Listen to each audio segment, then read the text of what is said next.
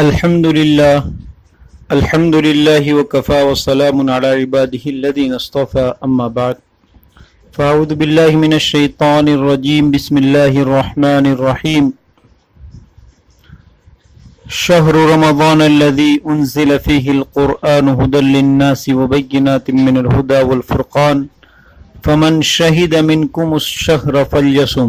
صدق الله العظيم۔ واجب الاحترام بزرگ اور عزیز ساتھیوں، اللہ رب العزت کا ہم پر نہایت ہی کرم اور احسان ہے کہ اللہ تعالیٰ نے ہمیں 1439 کا یہ ماہ مبارک یعنی رمضان المبارک نصیب فرمایا۔ گزشتہ سال ہماری ان مجلسوں میں بہت سے احباب وہ تھے جو شریک تھے جو اس سال ہمارے بیچ نہیں رہے۔ اللہ تعالیٰ ان تمام مرحومین ساتھیوں کی مغفرت فرمائے۔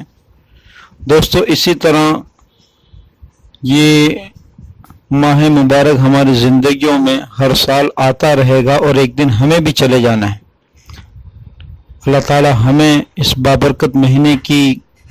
قدر کرنے کی توفیق عطا فرمائے۔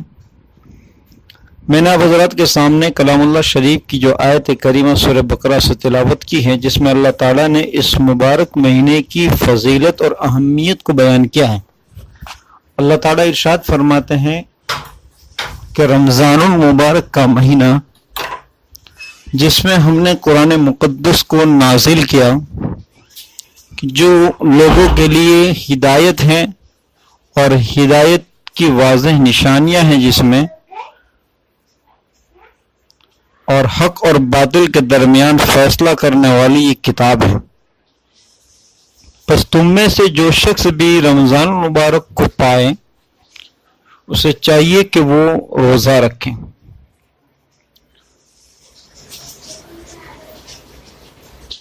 محترم سامعین، اللہ تعالیٰ نے اس آیت کریمہ میں رمضان کی فضیلت کو اس طرح بیان فرمایا ہے کہ سال کے 12 مہینوں میں سے روزے کے لیے اللہ تعالیٰ نے رمضان کا ہی انتخاب کیوں فرمایا؟ یہ انتخاب کی ایک وجہ یہی ہے کہ اللہ تعالیٰ نے اس مقدس مہینے میں اپنی مقدس کتاب کا نزول فرمایا۔ شہر رمضان الذی انزل فیہ القرآن، کہ اللہ تعالیٰ نے اس مقدس مہینے میں ایک رات رکھی ہے جسے لیلۃ القدر کہا جاتا ہے، جس رات میں اللہ تعالیٰ نے لوح محفوظ سے سمائے دنیا پر اپنی کتاب مقدس کو نازل کیا،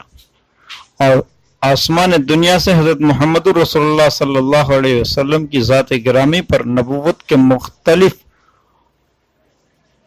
حالات پر اور نبوت کے 23 سالہ عرصے میں اللہ تعالیٰ نے اس کتاب مقدس کو حضرت محمد صلی اللہ علیہ وسلم پر نازل کیا۔ تو اس مہینے کی سب سے بڑی فضیلت یہ ہے کہ اللہ تعالیٰ نے اس میں اپنے کلام کو نازل کیا، اس لحاظ سے بھی یہ مہینہ بابرکت ہے، اور اللہ تعالیٰ نے اس مہینے میں روزے جیسی اہم اور مبارک عبادت کو رکھا کہ جس کے متعلق حدیث قدسی ہے، اللہ تعالیٰ فرماتے ہیں الصوم لی، روزہ میرے لیے ہے۔ تمام عبادتیں اللہ ہی کے لیے ہیں، لیکن اللہ تعالیٰ نے عبادتوں میں سے صرف روزے کی عبادت کو اپنی جانب منسوب کر کے اپنے بندوں کو اس عبادت کی اہمیت کی جانب اللہ تعالیٰ نے متوجہ کیا ہے کہ روزہ میرے لیے ہے، خالص میرے لیے ہے، اور میں ہی اس کا بدلہ دوں گا۔ بخاری شریف کی روایت میں رسول اکرم صلی اللہ علیہ وسلم نے تفصیلی روایت میں یہ فرمایا ہے کہ اللہ تعالیٰ انسان کو اس کی نیکی کا اجر 10 سے 700 گنا تک عطا فرماتے ہیں، لیکن روزہ اس تحدید سے مستثنی ہے کہ روزے کی عبادت کا اجر اللہ تعالیٰ ان گنت، اللہ نے کوئی تعداد نہیں بیان کی، اپنی شان شان اللہ تعالیٰ روزے دار کو نصیب فرمائیں۔ حدیث پاک میں آتا ہے، رسول اکرم صلی اللہ علیہ وسلم ارشاد فرماتے ہیں، صحیح بخاری اور صحیح مسلم شریف کی یہ روایت ہیں، اذا دخل شہر رمضان فتحت ابواب الجنہ، کہ جب رمضان المبارک کا مہینہ شروع ہوتا ہے تو اللہ تعالیٰ جنت کے دروازوں کو کھول دیتے ہیں، وغلقت ابواب النار، اور جہنم کے دروازوں کو بند کر دیتے ہیں، وصفدت الشیاطین، اور شرکش شیاطین کو قید کر دیتے ہیں۔ یہ اس مہینے کی فضیلت اور اہمیت ہے۔ اللہ تعالی ہمیں اس فضیلت، اہمیت، برکت اور سعادت کو حاصل کرنے کی توفیق عطا فرمائے۔ دوستو، روزہ اللہ تعالی نے امت کے ہر بالغ مسلمان عاقل مرد اور عورت پر فرض کیا ہے۔ روزہ کہتے ہیں صبح صادق سے لے کر غروب آفتاب تک اپنے آپ کو کھانے پینے اور جیما سے روکے رکھنا۔ صبح صادق سے لے کر غروب آفتاب تک اپنے آپ کو کھانے پینے اور جیما سے روکے رکھنا، اس کا نام روزہ ہے۔ یہ روکنا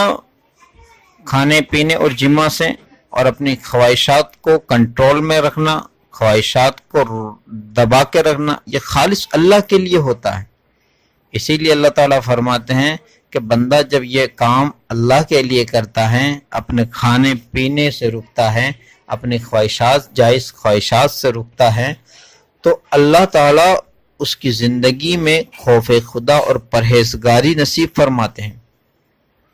یا ایھا الذین آمنوا کتب علیکم الصیام کما کتب علی الذین من قبلکم لعلکم تتقون۔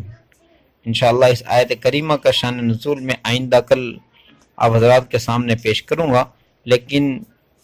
آج مجھے جو بتانا ہے کہ اللہ تعالیٰ نے روزے کا مقصد تقوی، پرہیزگاری، اللہ کا خوف رکھا ہے کہ جس پرہیزگاری اور جس خوف خدا سے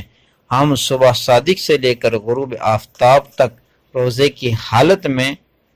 کھانے پینے اور اپنی خواہشات سے یعنی جیما سے رکے رہتے ہیں، کہ یہی خوف خدا، یہی پرہیزگاری اور یہی تقوی ہماری زندگی میں پورے سال آ جائیں اور پورے سال باقی رہیں۔ یہی اللہ تعالیٰ نے روزے کا مقصد رکھا ہے۔